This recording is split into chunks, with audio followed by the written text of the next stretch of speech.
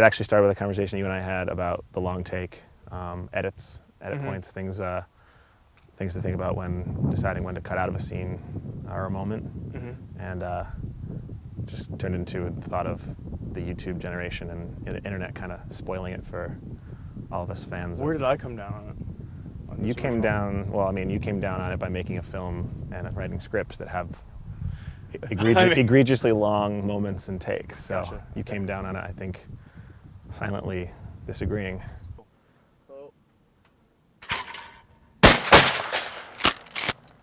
When you agreed with it, where's your stance on it then? I think it's kind of two conversations. One is that true? And the other one is, do you need to do it in order to be successful? So. Right. Yeah, I don't know. I mean, do you what think... What is success, though? What is successful for you? Well, I mean, that could be a success. Is that a different conversation? Yeah, well, you could either ask right now, is it true that YouTube is kind of ruining the ability to tell a story with the long take, or, you know, the long con, or whatever you want to call it? Right. So we have to get to things in 30 seconds, and then the next 30 seconds, and the next 30 seconds. Shit.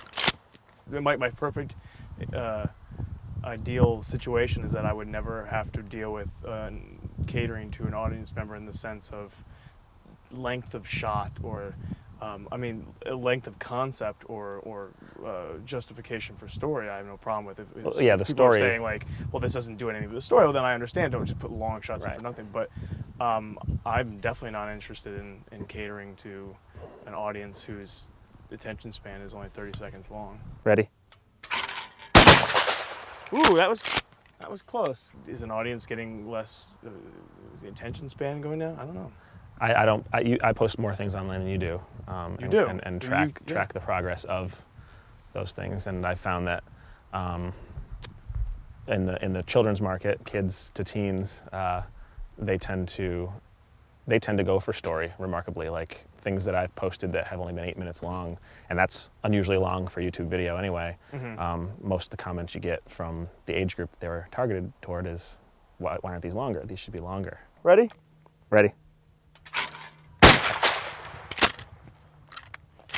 Would you find yourself spending a large majority of your filmmaking time trying to pin down an audience and cater to them?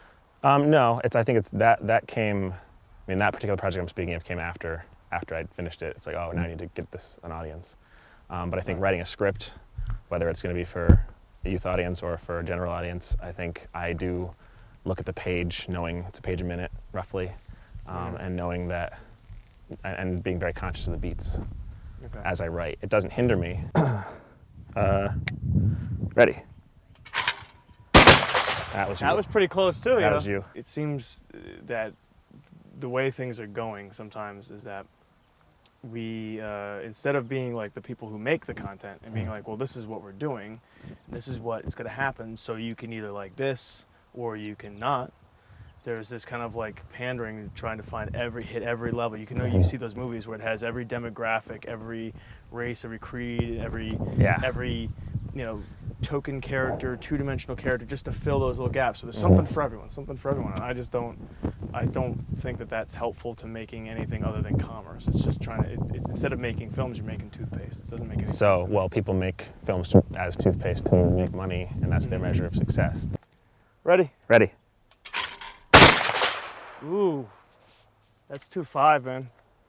I haven't been able to gauge it on levels of sales. So what do you gauge it on then? That's a good question too.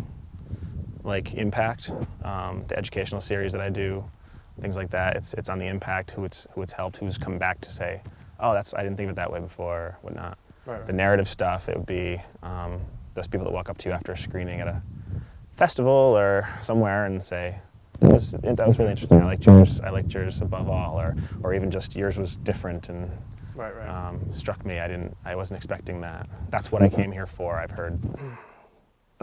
Ready. There's also the idea of success as it's a lasting thing, because I feel like a lot of the films made. I mean, like you said, it's great. Like if you feel good about it, and then someone else is like, "This really helped me out," but then if it's forgotten and it goes away.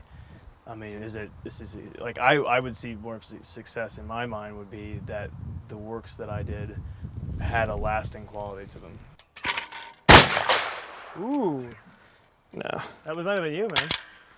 Well, the way to do that nowadays is to post it on YouTube. And, you know, if you watch your hit count, let's say you posted something today and it gets like 75 hits. 3 years from now, it ticks up to 76. So 3 years from now, somebody somewhere saw it and watched it. You know, is that long lasting? Is that a legacy to you? Or is that somebody accidentally found me because they were looking for porn? Which is the only reason. What are you trying to say there? It's the only reason I started watching your work, because I thought, oh, this guy. Ready? Ready? 8-2. You know, I've seen directors that are my heroes direct things and shoot things that are terrible. But then even they sometimes go on record to say, well, I just did that to make money for this piece that everyone loved. Right. You know, so like, you know, I'll do, on our level, we're not at the level of being able to say, well, theatrically, Right. you know, I can say though, yeah, I shot that commercial because I needed cash to raise for this thing. Ready? Ooh, dude. 8-3. No, yeah, I think that, I think the big question is, where is the line between how much we allow the audience to dictate what we do, and how much do we dictate to our audience what they're going to watch? And I think there's stuff for all kinds. I think it takes all kinds. I think everyone can. There's stuff that I don't like, certain films and certain genres of film.